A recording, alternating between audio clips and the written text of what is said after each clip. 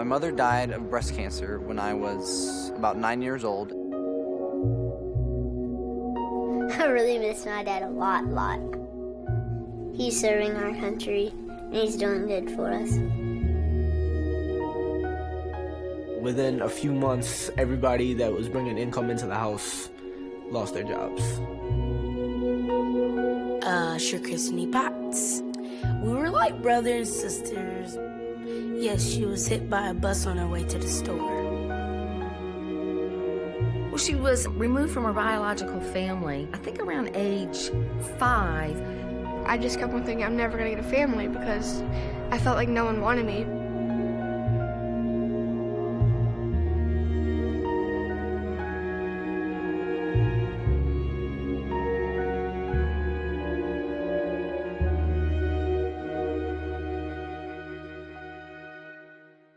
Trauma is the result of something outside of us happening.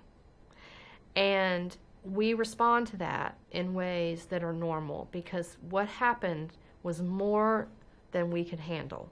It's important to know about how children experience trauma because then we can better help them. It's also really healthy to teach children how to handle sadness and distress because it exists and we all experience it. The current economic situation can be extremely distressing.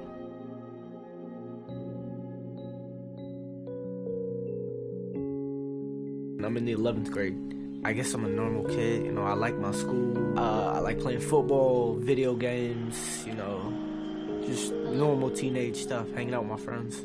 I have 4 children. 2 of them, they already married and out of the house. And I have 2 still living at home. I think it started sometime around November-ish. My mother lost her job with City Financial when they laid off, I think, like 13,000 people. They just closed down her whole office. This is the first time that happened to me. All that, it was pretty scary. My face just dropped. I was like, wow, I didn't know what to expect. You know, I didn't know what to say. I was already job searching just for like money to put in my pocket. But then I was like, wow, you know, now it's really time to get a job. So he worked like for a few months in Circuit City. And then the store went out of business. I was hoping to keep that job through college because I actually did it really well. Well, how about a comparable, like a Best Buy or something? They're all on hiring freezes. Within a few months, everybody that was bringing income into the house lost their jobs. She was just completely open. My mother sat down and said, this is what's happening, this is where we are, this is what we're gonna have to do. Communication is the key. Talking about it and spend time together no matter how busy you get. You don't wait until you are in a problem to realize how you're gonna solve it. I think you have to think about it when things are good. When I get a career, not just a job, that it's gonna be me doing the same thing, taking half my check, saving it, just in case something should happen. I didn't realize the little things, how much cost when you count at the end of the month.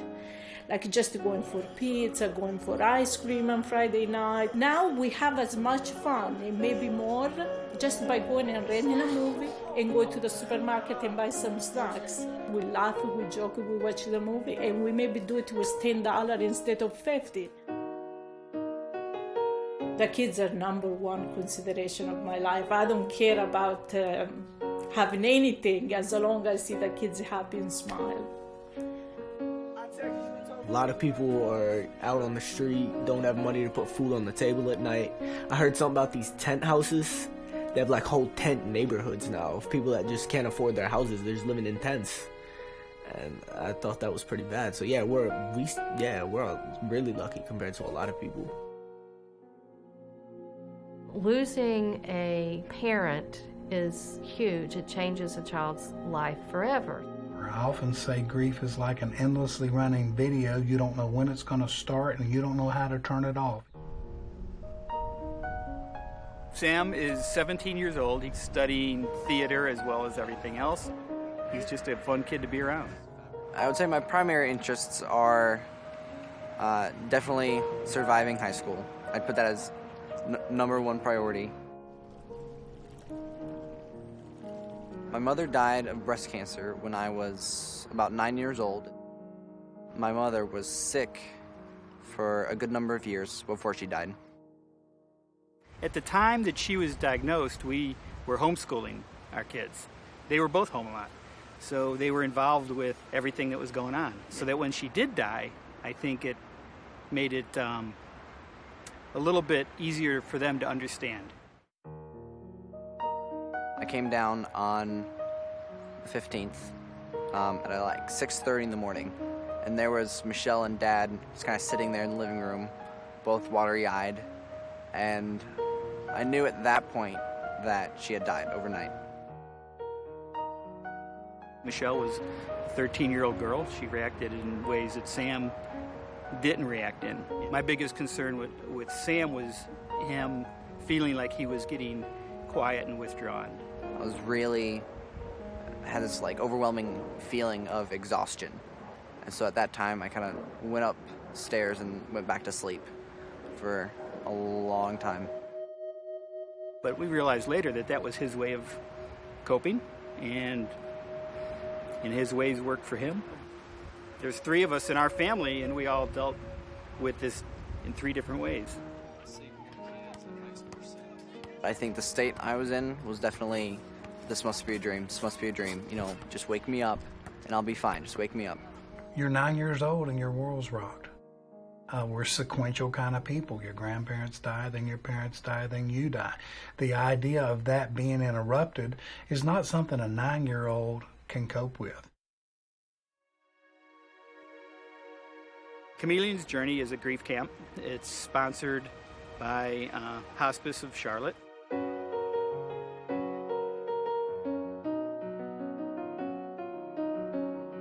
First time he went there was the year Cindy died. What I got out of it was definitely knowing that there's a lot more people than one would expect who's in this situation. Over the years, we just watched him emerge. It seemed like each year he came out a little more. I think there wasn't really a climatic moment where it was like, I feel better now. It's definitely an ongoing process. That's one reason we let children come back to the camp, because a person who has lost their mother, like Sam at 9, they only know so much at that point. At 14, they have a whole different concept of what the loss is about. Last year, he was too old to be a camper, so he became a junior counselor. If you tell them, you know, my mother died of breast cancer 9 years ago. 9 years ago, I was sitting right where you were. I was talking about the same things.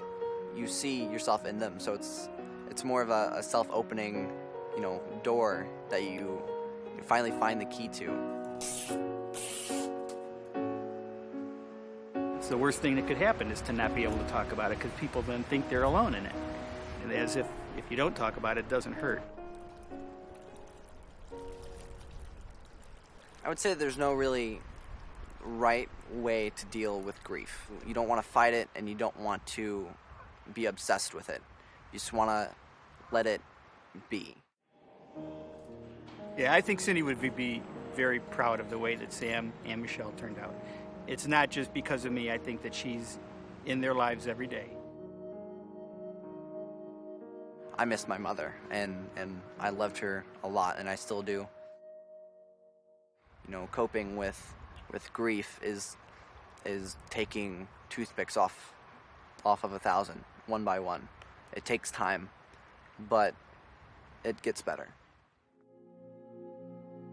Repeated deployments, children and families deal with fear and worries about their loved one while they're away, and then when they come back, there's a lot of issues around becoming a family again.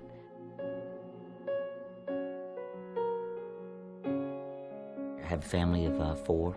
Beth Street's my wife, been married for almost 16 years, and I have 3 boys, Jacob, Joshua, and Jonathan. When people ask me what he does, I always say he's an insurance agent, but right now he's in Iraq. Just knowing that, like, you don't have a dad for, like, a year and a half, and so it's just sort of like he's not there for you. Jonathan, my youngest, it was 3, so he didn't really have as much of an idea of what was going on. He didn't really understand it. It took a while for him to recognize who I was because he was so young when I left the first time.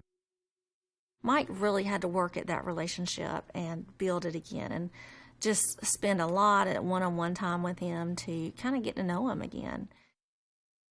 It took last time leaving to, I guess, realize, appreciate my family.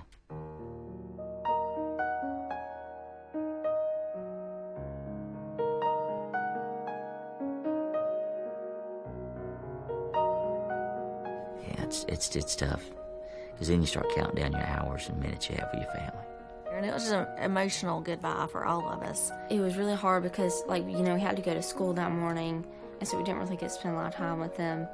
It was sad. I cried on the way to school. Well, we got to school, started crying, so did Joshua. He cried in class. And I kept telling him, you don't have to be strong.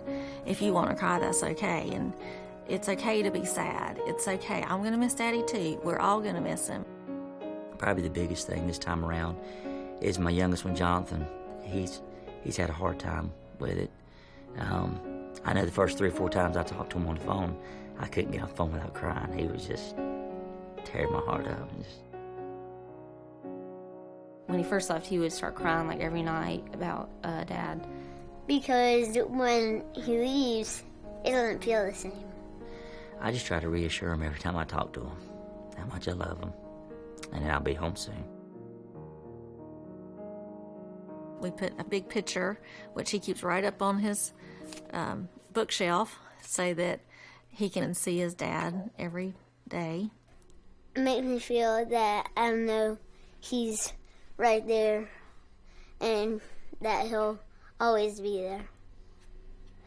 Also, in his room, when you walk in the room, you see a note that Mike wrote him, and he has actually stuck it to the wall. I love you. You will talk to you soon. Love, Dad. What is that underneath it? It says I love you too. That's what I put. Well, I try to tell him that he shouldn't worry about it because the war settled down and he's just going down there to just check up on things, and he's not in any danger. Well, what I do is I pray every night that he'll be safe, and we have our family devotion and stuff. So, we won't be that scared that he's gone. Well, he writes me notes. He leaves me a lot of notes. I found some notes when I came home. I draw pictures to him and show him. Write letters. Our family misses you, and especially Major. Major's our dog. I just saw him drawing this one, and I said, can I read it? And he at first didn't want to show it to me, but he did. It says, Dear Dad, I miss you and love you a bunch. I gave the hug from you to Major. Please write back. Love, Jonathan. He gave me a couple when I first got in the door last time, and I keep them in my pocket here. They're in a Ziploc bag. They stay in that pocket. Wow. I did not know that. Me and Major dance yet? I think especially with boys, they don't open up as much, and it is hard. It seems like it's always at bedtime when they decide that they're ready to share something, and you do have to take the time and just listen to it. I can remember as a kid, there were times that I would try to talk to my mother or father. It's what I called opening the window to your heart. As a parent on the other end, just trying to remember that maybe he's opening the window of his heart to talk to you, to open up to you about things. I could talk to him right now. I'd probably tell him I love him, and that's dope. I love him so much, and that I hope he gets home safe. When we get to see him, and he doesn't got to do the army anymore, we might do something fun that day and remember it as one of the best days of our life. If you lose a friend due to a violent accident, it is particularly difficult. When grief is new, words should be few. It's not about words. It's about being there. It's about presence. A child will tell you through their behaviors if they don't tell you through their words. His nickname with me is Spud, but his real name is Javontre. Trump. Prince Trump to be exact. He's an actor. He been in The Mermaid, The Nutcracker. He been in 4 movies. I'm tired and I'm hungry. A friend of mine called me up. She's a casting director. And she goes, Joanne, do you know any 10-year-old African-American boys? And I'm like, I got the perfect kid for you. And so he ended up getting cast in a speaking role with Angela Bassett and Julia Stiles. He always watching TV, like people dance and moving. He be in the house doing the same thing, be flying across the floor, looking at him like, what's wrong with you? When I dance, I just feel in a different world. I don't know, I just feel me. I give Bonnie an extraordinary amount of credit for raising such a fine kid. I've been working at the company I worked for 8 years, and I don't have no benefits, and I'm just struggling. But I gotta do what I gotta do in order to have somewhere to stay, to live, survive, to have us food to eat. They don't have a car, and so she's going from one bus to another to get to school events and volunteering. And this is after she stands on her feet all day working for just above minimum wage. It gets extremely hard at home. It gets very extremely hard. Sure Christine Potts. Crit. That was Sure Christine's nickname, Crit. Well, when we first met each other, we didn't like each other. We weren't friends, but after a while, things changed. Every trip that they went on together. It was like always together. They was two of a kind. We were like brothers and sisters. We fought, we laughed, we cried. Oh, man. Every time I saw Kristen, she always had the basketball in her hand. Every day at 5:30, she would call my house and ask my mom may I come outside and play basketball. She told me, I told you, I'm going to play basketball. And Spud's going to be a movie star.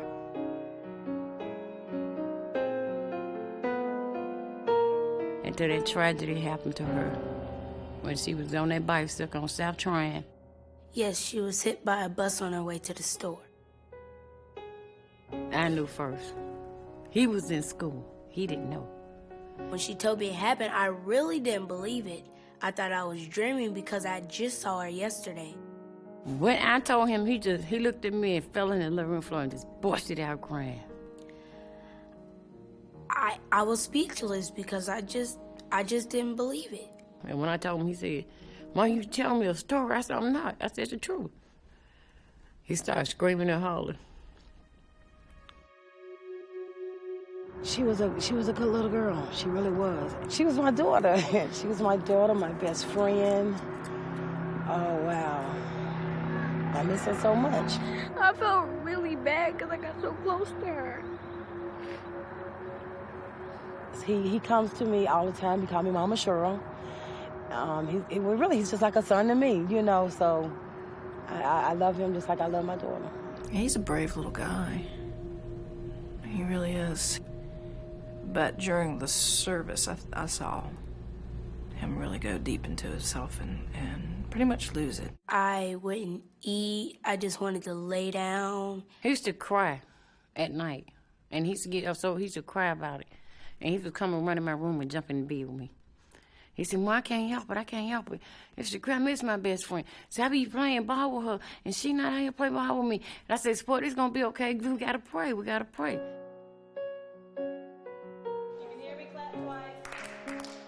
He has a youth pastor that recognized that there needed to be some grief counseling, and they brought in some professionals to help. They connect us very easily, and they give us the ability to say what we feel.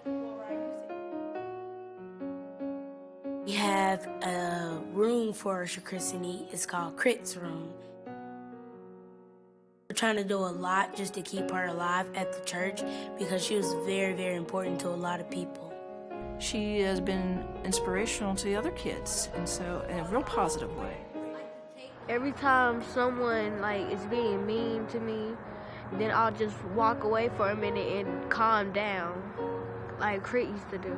I feel like my daughter, I feel like she did what she was supposed to do while she was here. We were talking about her last night, and I think that's healing, and I think it's helpful because then we are mindful that life is very short. You should just live it while you can, because if you don't, it's just gonna go to waste. But we still miss him, we still love him. We keep on our heart. My mom tells me every time I just smile or grin out of nowhere, it's just her touching me. For a child that young, he's learned a lot from her death and used it to inspire his life. This is my motto. I say, just wake up in the morning and smile. Just smile. It doesn't matter what type of morning you're having, just smile because God woke you up again. Domestic violence and sexual abuse are two of the kinds of trauma that are more likely to be very disturbing and to cause long-lasting problems for kids. Most kids who've been traumatized believe somehow it's their fault, that they're damaged material, and so if they believe that, they're going to act as if they are. And people who can manage that behavior and understand it are the key to their recovery. I'm Garland, and I'm 10 years old. I like playing soccer, and I like just being outside and having fun. She was placed for adoption with a family after having been in foster care in another county. And this is their first child. They don't have biological children. I went through family, and I just kept on thinking I'm never going to get a family because I felt like no one wanted me. She was removed from her biological family, I think around age 5, but there'd been a lot of DSS activity. There'd been lots of reports about abuse and neglect. Drugs being used and inappropriate things like sex being done and drug dealers and stuff like that. I had no control over it, but I didn't ever want to see that again. I don't think Garland was physically abused. Actually, I think she was more grossly neglected, which is far more damaging. Things went on like fighting and arguing a lot, and people got hurt. We knew from the reports that she was behind in school. She had missed 40 days of kindergarten while in her birth mother's care. She was way underweight. Her teeth were rotten. She hadn't been immunized like she should. And I think her mother was just gone for days at a time, and she was left to her own devices. They're not the best family to be with for me because they didn't take care of me, and they did things that were illegal. We did know her history, but I don't think that anything can fully prepare you until you have the child in the house with you. Because talking about it and living it are two different things. Not fully prepared. When I first started seeing her, she was really, really resistant to come in here. Her moods were very unpredictable. She'd be silly and goofy sometimes, very angry over almost very small things. I had lots of temper tantrums because that's usually how I used to respond. And I'd hit and scream and just act out. She had to take care of her birth mother. She had to take care of herself. She's used to that, and that's hard to have her be a child. One of the hardest things for her is to delay gratification, and I think this is common with children who have post-traumatic stress disorder. And her temper tantrums have subsided a lot. She still has times when she's not happy about not getting her way, but she gets over it faster. Either I just sit by myself and think about what I did, or I talk it out with my parents. Her mom's ability to stay in such control and use a soft voice is just the key. She's really helped me understand that, that's not my fault what happened, and that I have things that I need to work out. Tonight, she is speaking at a foster parenting training class. Garland's one of the first kids that I'm confident can handle it and can take questions and answer them honestly. I thought they were going to be great. I thought they were going to be rich and cool and stuff. But obviously that didn't really come true. She wants to help others, and she recognizes what she's been through. The difference I see in how Garland succeeded so well is the adoptive parents. I don't think we realized or knew how much time, how much energy it was going to take, but we wouldn't trade it. We can't imagine life without her. I'm with new people that really understand and care about me, and I'm having a better life going to school, having fun, being a kid, so yeah. For anybody who meets Garland for the first time today, they would just assume she was Tracy and Jack's biological child. You would not know. There's no outward signs. I'm really happy about being a part of the family. It's really worked out good, and they're really nice, and they're really caring, and thankful that I'm with them. And she went from being certain she got placed in the wrong family to being totally connected to this family. I would like them to know that they are really an inspiration for me, and I love them so much. And this, to her, it's like, not only am I a normal child, I'm kind of more than, because I've been through so much, and look at me now.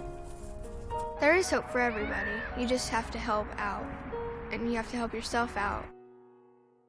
The biggest thing that helps children recover is family and having adults around them that will attend to their needs and take care of them. If their symptoms continue beyond a month, that's a good rule of thumb for when they might be developing post-traumatic stress disorder and need to get some professional help. Trauma is treatable. And you know, we as humans are strong and resilient, and children are particularly resilient. But we need to pay attention to what they're going through and to help them get past it. It's really a wonderful thing to see a child recover and to get on the other side of it. And sometimes they're more able to help other people who have experienced it. And that gives them strength. You get to where you can breathe again and you can smile again and you know you're going to go on. If you have that kind of hope, passing that on to others is one of the greatest things you can do.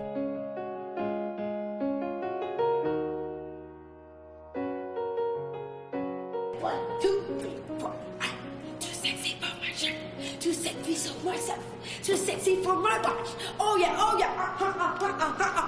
Work! Always, sometimes, or never? Always. Always. Very good, you guys have it. So now, you should be able to do 5 and 6. Give you a couple minutes to do those two on your own. This is his head move.